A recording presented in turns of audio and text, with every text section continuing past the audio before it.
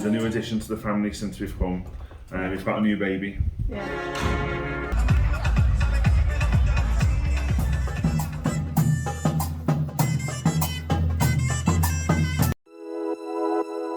We're Stephen and Mags, and together with our 3 kids, Louis, Neve and Oliver, we're starting out on the biggest adventure of our lives, swapping city life for an off-grid homestead. After years of dreaming about making a change, we sold our house in the UK, packed up all our belongings and made the 1,500-mile trip to southern Spain, with the hopes of creating the dream family home and a new life in the sun. Follow our story from the very beginning as we begin the journey of creating our off-grid home.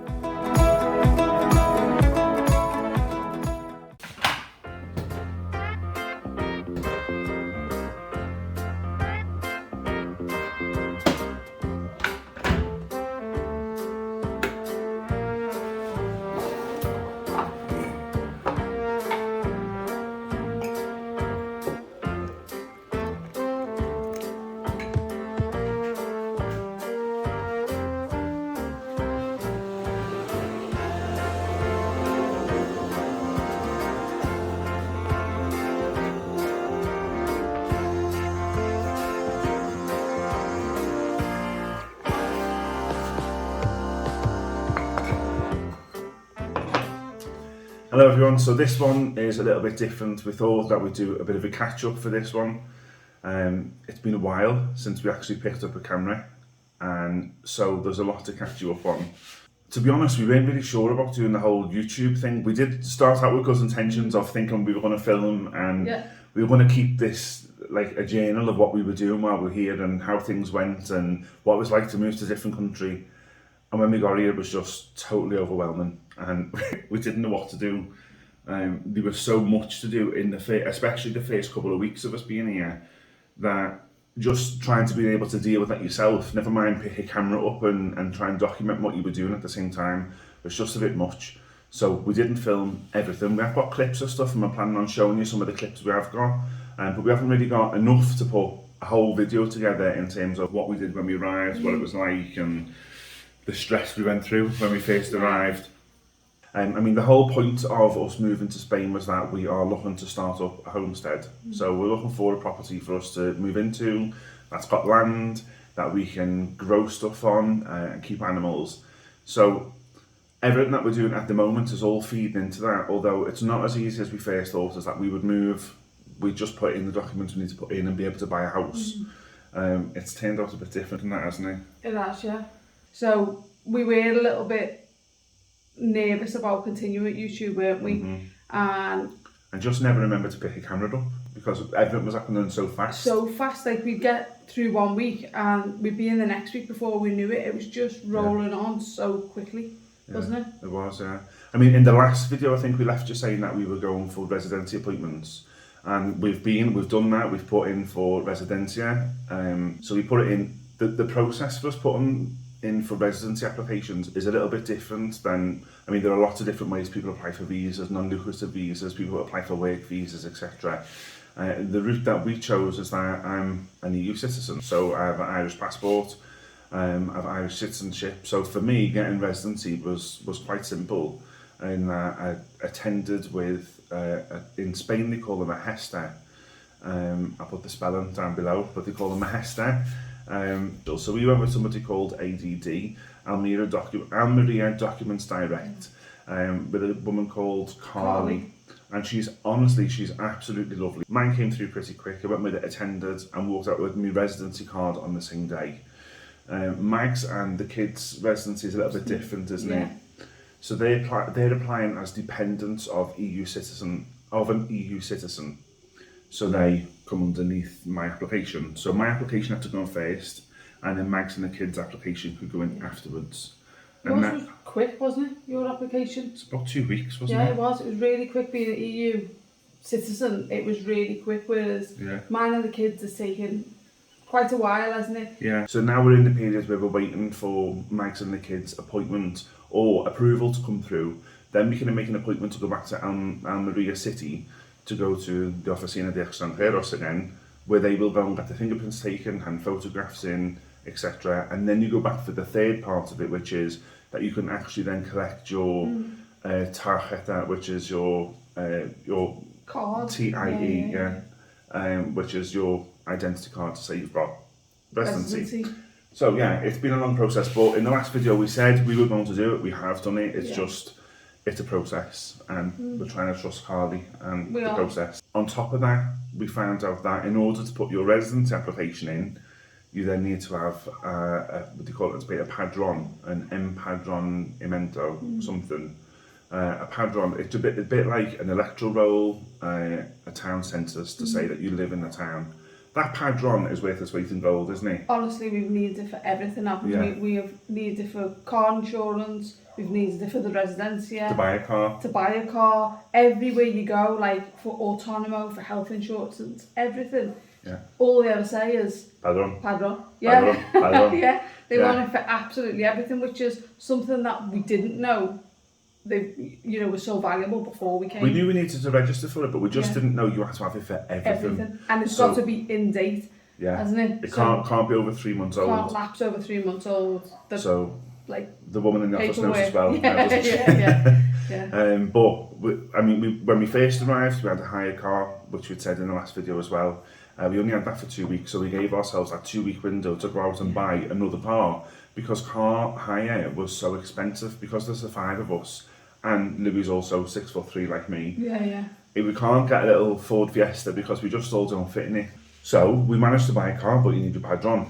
So we had to go and get a padron. We also needed the padron when we opened up a bank account, because you need your bank account in order to register as autonomo, which is self-employed in Spain, which I'm registered as. And then so you need your bank account to register as autonomo, and you need your autonomo in order to register for the healthcare. Yeah. And you need your healthcare in order to apply for the residency. So when you're autonomo in Spain, it's not the same as in England, in that you pay a set amount each month. It goes up to almost €300 a month after the first year. And then once you're paying that every month, you and your family members are entitled to free healthcare instead of having private health insurance. And the quote we got back for healthcare insurance for the 5 of us, bearing in mind that healthcare insurance doesn't cover any pre-existing conditions, and it doesn't cover accidents, she told us, or medication that you need on a regular monthly basis for prescriptions.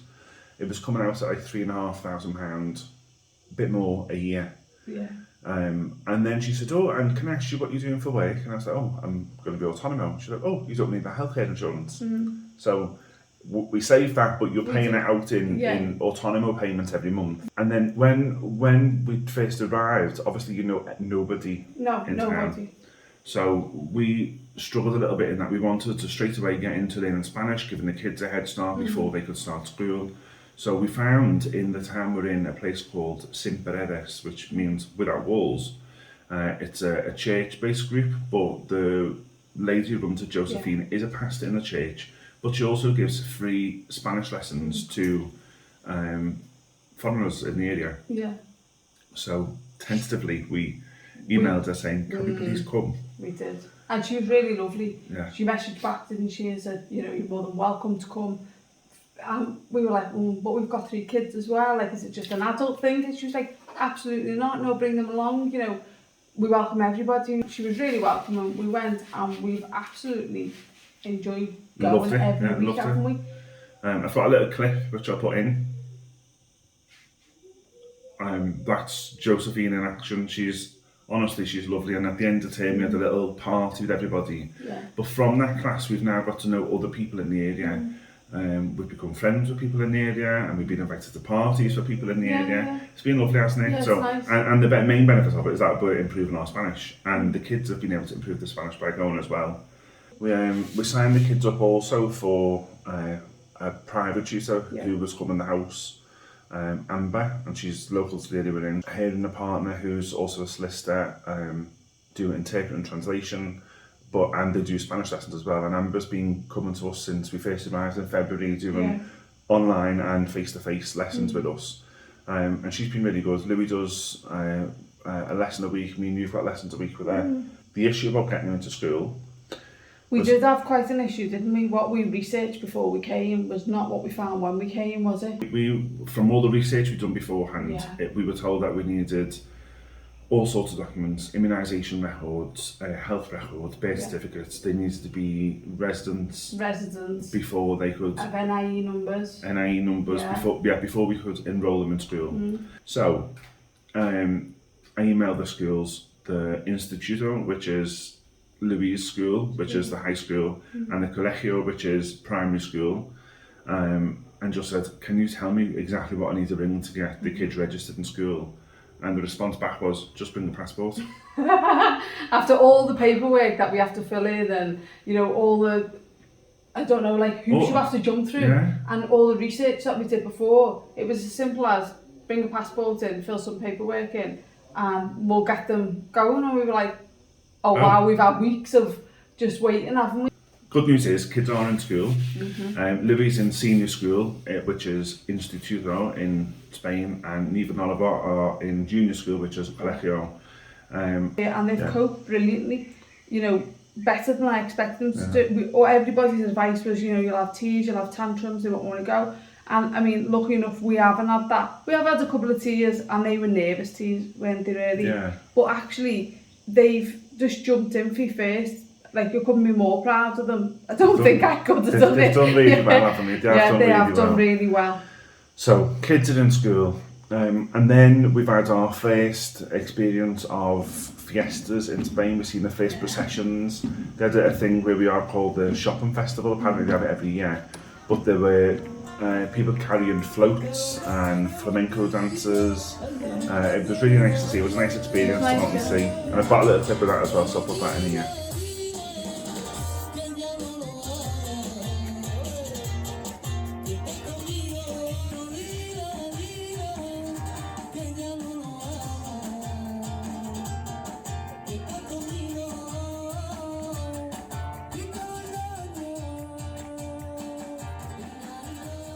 So that was the shopping festival. It was really good. And then, before we moved out, we had a lovely little dog called Poppy. Before we moved here, didn't we? We had her for 13 years. She was the baby in the house. And unfortunately, she passed away before we left. She was the plan was for her to retire in Spain like us. She passed away, and we swore blind we would never have another dog. We'd never put ourselves through it ever again until we got here. And until Mags joined every helping animals group that there is on Facebook. Because there's plenty. There's lots and lots of animal, like helping animals, rescue centres. Then you can't help yourself, can you? When you No, Mags can't help herself. Mags can't help herself because she found this little tiny puppy and she was like, oh, but he's gorgeous. Please let us have him. Please, can we have him? So you got in touch with the charity and said we would be interested in having him. What do we need to do? You need your padron. So we got the padron again, and Max went to see the puppy, and then we ended up with Diego. Coming on with the puppy? Yeah, we ended up with Diego. We've called him. He's so gorgeous. He is lovely, and he's took the place of being the baby in the household again. He's really lovely, but he's a wired-haired dachshund. He's like a little cross, I think, as well, isn't he? Bit of a mix in him, but he's lovely. His temperament is so similar to Poppy. His little mannerisms, the things he does and all that is very similar to it as well. And we've had family over since being here, and even they said, oh, he's really like Poppy. He behaves like her and everything. So he's fitted right in. He's lovely. And to be fair, he was a good decision, wasn't he? Like, he's helped us settle. He really has helped us. I think he's helped the kids settle. Yeah, he has. Even coming in, and if like they've had a tough day at school or they've been a bit overwhelmed, they've come in and they can just sit with them and sit and stroke them, can't they? And you can see like he's there. They go missing and we don't know where they are, and then he's in the bedroom with them, getting pampered. And he's lovely. So that's the new addition to the family since we've come. We've got a new baby. A four-legged kind. And then, I mean, that's the main things that's happened to us in terms of school and registering and getting residence applications in so far. The rest of the stuff we've been doing since we come here, apart from going on house viewings left, right and centre, trying to find some way that we could make into a homestead, somewhere that has access to water, has land for us to grow on, is private enough that you're not overlooked by everybody, has enough bedrooms for us and a place for people to come and stay, because that's still going to be a big part of our life, is having families come over and see us and friends coming to see us. So we do need that. Apart from doing that and being busy and getting the kids in school and learning Spanish, we've just been out exploring. So there's no work without play. No. Which was one of the reasons we wanted to come, wasn't it? For more time together as a family. And we've really tried to do that since we arrived. To be honest, you don't have to try here because you could stay in. Well, I suppose you could stay in. It is roasting, you could stay in, you could, But we haven't really had to try, but it was an effort before in England to fit it in terms of having time. Yeah. The kids would have school, we go out. The kids would have school for weeks before we managed to get them in. And we went out exploring. And places like the Spanish class in Simperedes, part of that Spanish class is they teach you Spanish and then you have a culture lesson at the end. So they'll teach you something, or Josephine will teach you something about either the local town, a local place, another region in Spain, and tell you what events are on, etc. It becomes a joke that if she shows us something in the class, we're going to go out and do it. So we went to see, the first one was the running of the horses, which was a really big event. It was brilliant. And that was in Caravaca de la Cruz, or Caravaca la Cruz, in the Murcia region of Spain. So it took us about 2.5 hours to get there. It was well worth the ride. We've got some clips, I'll put them in. But the point in the run of the horses is that Josh told us that years ago the castle was invaded and they cut off the water supply and the people in there couldn't get any water. So the horses ran up, the sacks attached to the side of the horses were sacks of wine, and they ran them through the crowds that are blocking the way to the castle so that they could give the people inside something to drink. So, and that whole tradition's been built on that. There was thousands and thousands of people. Honestly, it was brilliant. It was really dangerous. Like, it's surprising nobody's injured. I'm sure a few people are injured at the time, but it was a brilliant thing to see. It was a good part of Spanish culture that we got to see it. It was lovely. So we've been to other things like another night called Noche en Blanco, which is a white night. But it's when everywhere opens up for like discounts and stuff like that in the shops. And again, there was all street performers, kids out dancing. It was lovely to see. Again, I'll put a few more clips in as we're talking of some of these things. And then next one was Mahaca. Yeah, was the Moors and Christians, and that was brilliant to see as well. That again was. That goes back to when Mahaca was under the control of the Moors and was handed back to Christians, and they handed the key for the city, if you like, over to the Christians. And now it's celebrated with a big tradition of Moors and Christians. So they have the Moors dressed up and the Christians dressed up, and horses involved again, because there's horses at all these things. They do love a horse. So we went to there, we got to walk through the old streets and see the belly dancers, and down on the beach and watch the jousting for the Moors and the Christians too. And then the parades of them coming through back to the city, didn't we? Really so good. That it was brilliant. It was a good, but it was a long day, wasn't it? Yeah. It was really good though. It was. So on top of enjoying everything that we've done so far, we have still got plans. We need to buy a house. So we've seen one that we particularly like, which does tick all the boxes in terms of becoming a homestead and somewhere for us to live. And if that's the one, then great, we'll go for it, and then we can start building our homestead and building the life that we've come out here to live. If it's not, the search will continue. But we've got a lot to do. We've got a lot coming up. We have. We're enjoying it. We are enjoying it. It's been an adventure, hasn't it? And it's what we wanted. We wanted an adventure. It's definitely given us that. And, we're excited. And we feel much better about it than we did the night we left as well. So, and we feel more settled. So we're looking forward to where it's going to take us. Yeah. We done? Yeah. So okay. Just to help somebody, people that are going through the same process as us. That's our sort of aim, isn't it? And then hopefully being able to learn and grow and teach at the same time as what we're doing with the homestead and how it works and what we're planning on doing. So we'll leave you there on that one, and hopefully we'll see you on the next one. See you soon. Bye. Take care.